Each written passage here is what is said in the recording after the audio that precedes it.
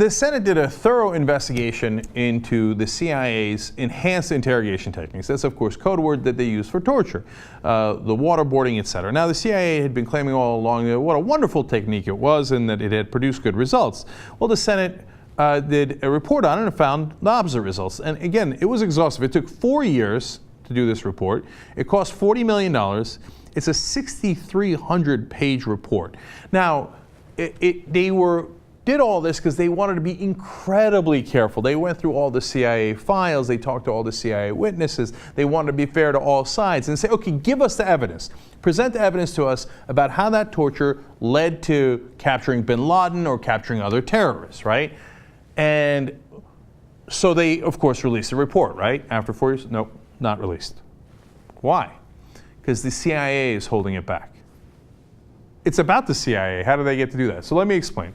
McClatchy newspapers wrote a terrific piece about this. First, they say, the report details how the CIA misled the Bush administration and Congress about the use of interrogation techniques that many experts consider torture, according to the public statements by committee members.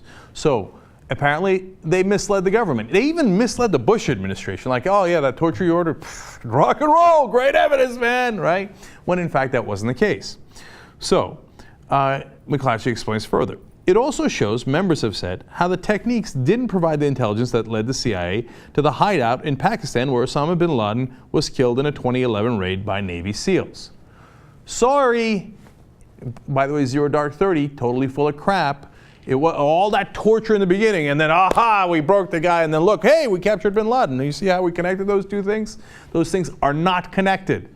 The torture did not lead to the capture of bin Laden. It didn't work. Now, let's get to the conflict in this case and why we haven't seen the full report.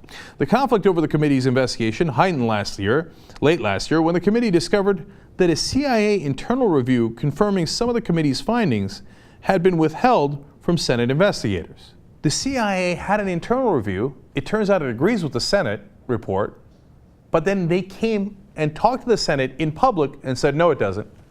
Then they said, okay, show us your internal review. They're like, no, we won't. Well, you just said that it says torture works, so show it to us. Nope, we're not going to do that. That's insanity. That Senate is oversight over the CIA. You don't have that option of not showing the Senate your internal report, and the reason they didn't show it is because it shows they're full of crap. Now, here comes the worst part.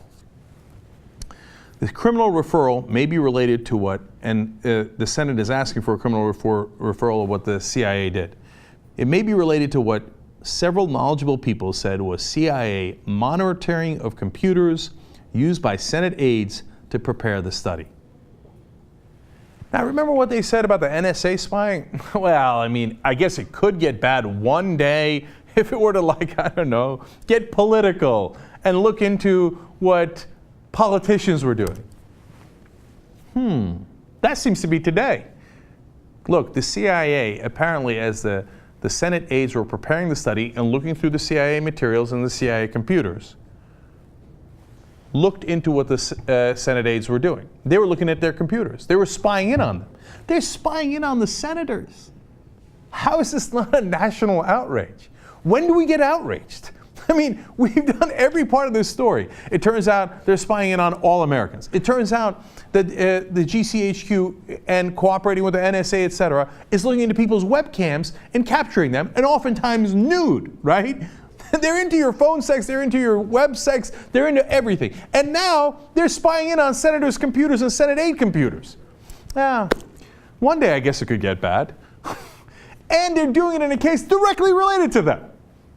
And then, so, for Christ's sake, where's the report? McClatchy explains.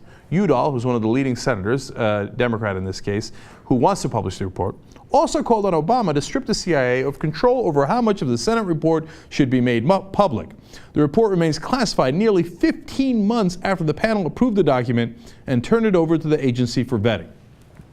How do you like that lovely piece of irony?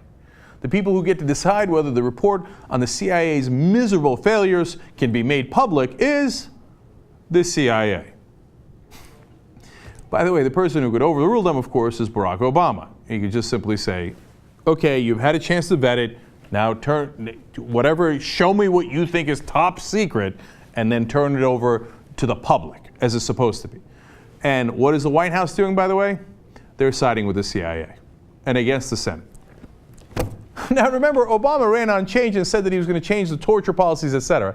Turns out there's a Senate report confirmed by an internal CIA report that says the torture didn't work, and the guy who's helping the CIA block that report is President Obama. Change you can believe in.